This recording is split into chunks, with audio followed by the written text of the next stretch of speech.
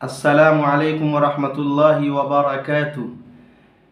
ایک صاحب کا کمنٹ آیا ہے کہ روزے کا فدیہ کیا ہے، اور فدیہ اور کفارہ روزے کا کیا ہوتا ہے،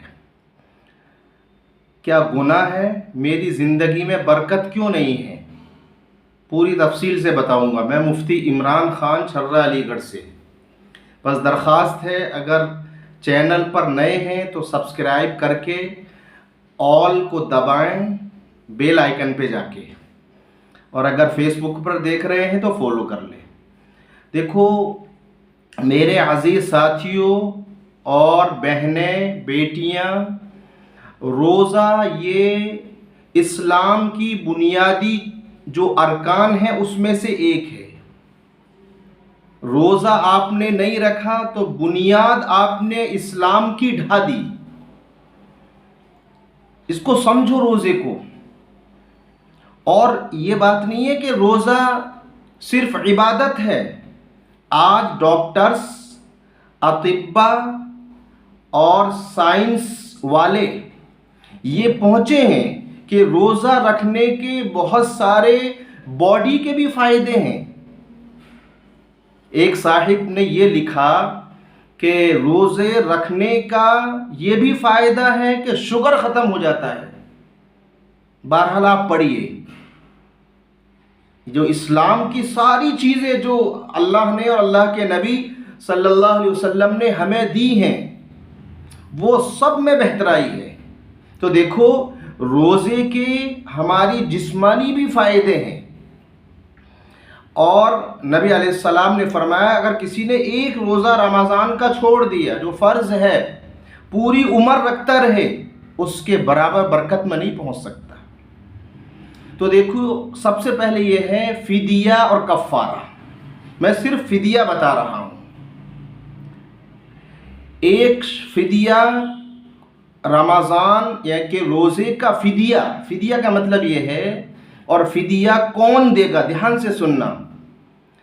وہ بوڑھا مرد بہت ایجڈ ہو گیا، بوڑھا ہو گیا، عمر زیادہ ہو گئی، روزہ نہیں رکھ سکتا، اور یا کوئی ایسا پیشنٹ ہے، ایسا مرض ہے جو دائمی ہے، دیندار ڈاکٹر نے یہ کہہ دیا روزہ آپ کو نہیں رکھنا ہے، بالکل قطعی، یہ مرض آپ کو ایسا لگ گیا کہ آپ صحیح ہو ہی نہیں سکتے۔ تو دو چیزیں یاد رکھو، بہت ایج ہو گئی، وہ چاہے عورت ہو یا مرد ہو، ایجڈ ہو گیا، روزہ نہیں رکھ پائے گا، یا ایسا مرض ہے کہ دیندار، کہہ رہا ہوں میں، بہت سے ڈاکٹر ہوتے ہیں جن کو نہیں معلوم ہوتا روزہ اسلام میں کیا ہے، ذرا سی باتوں میں روزہ مت رکھنا۔ دیندار ڈاکٹر یہ کہہ دے کہ آپ کو روزہ کبھی رکھنا ہی نہیں ہے، ایسا مرض آپ کو لگ گیا ہے۔ اگر ایسا مرض ہے کہ صحیح ہو جائے گا کچھ دنوں میں، 1 مہینے کے بعد وہ مرض صحیح ہو جائے گا، اس کو فدیہ نہیں دینا ہے، اس کو تو بعد میں روزہ قضا کرنا ہے۔ یا بہت گرمی کے روزے ہیں، امید ہے کہ اس کی قضا سردیوں میں رکھ لوں گا، بڑے دن ہیں، سردیوں میں چھوٹے دن ہوتے ہیں، وہ بھی فدیہ نہیں دے گا۔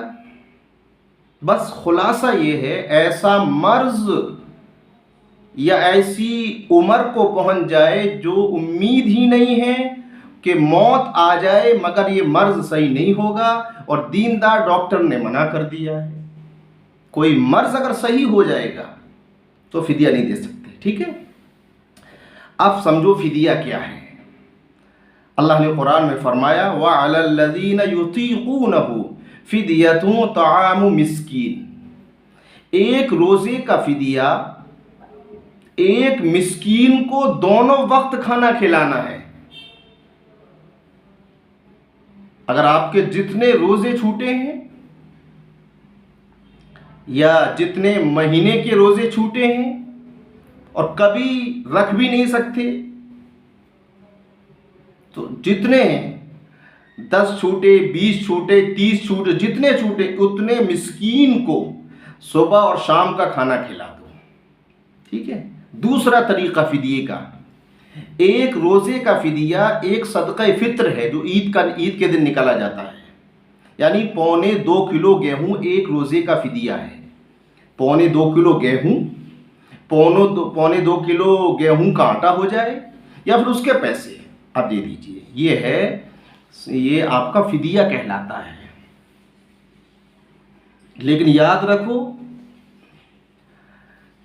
ऐसा मर्ज हो गया था या इतना बूढ़ा हो गया था कि मौत तक कभी वो मर्ज सही नहीं हो सकता था, अचानक अल्लाह ने कर दिया।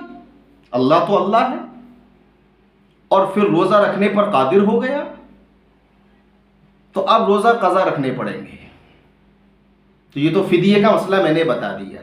खुलासा ये है कि फिदिया कहा जाता है एक रोज़े का एक मिस्कीन को दोनों वक्त खाना खिलाना, या फिदिया का दूसरे माना एक रोज़े का 1.25 किलो गेहूँ या 1.25 किलो आटा या उसके बराबर पैसे, जो भी राइजुल वक्त चल रहा हो। और फिदिया देगा कौन? जो ऐसा मर्ज लाहिक हो गया जो कभी सही नहीं हो सकता, याद रखना। ठीक है। अब अगर समझ में ना आया तो कमेंट करिए, पूछा करिए। ठीक है। अस्सलामु अलैकुम।